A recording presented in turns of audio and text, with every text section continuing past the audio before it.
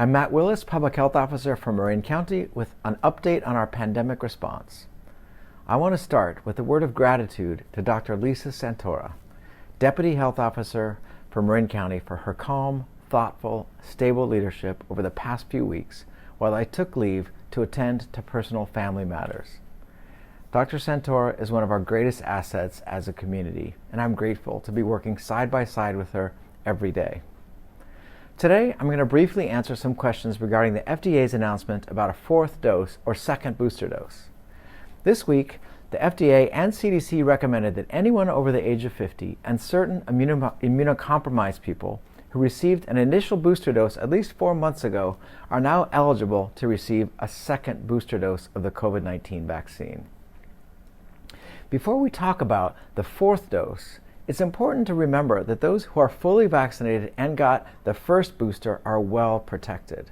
In fact, our greatest asset as a community is our high vaccination rates already.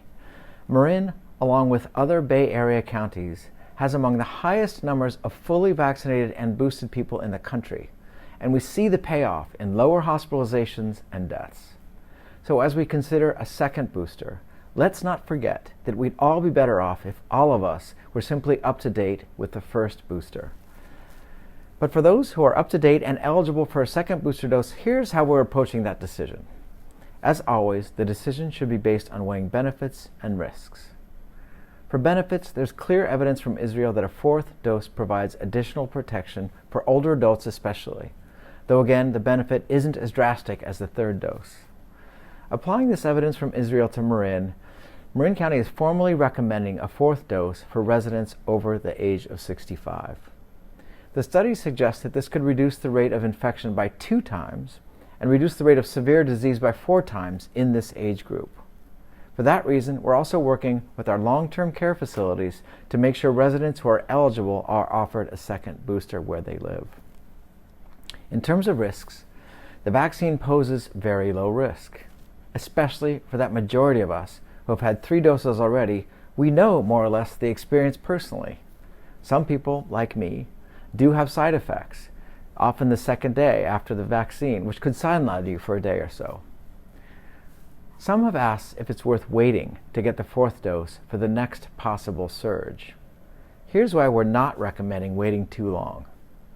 It's really hard to predict when and where the next variant of concern could pop up, how fast it will move, and how virulent or severe it might be. We also know that boosters take time to work to their full potential.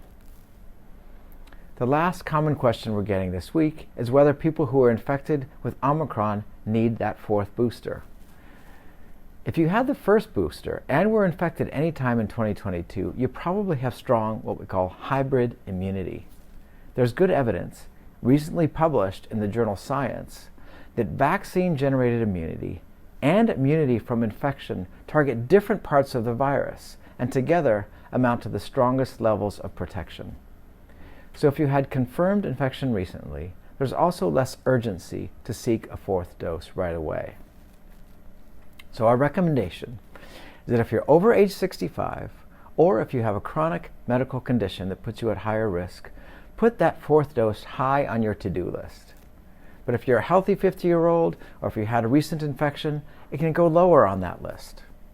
Vaccines are our best protection and are available through your healthcare provider, pharmacies, and from Marin County Public Health. Go to getvaccinatedmarin.org to find an appointment. Thank you for doing your part to maintain our community immunity.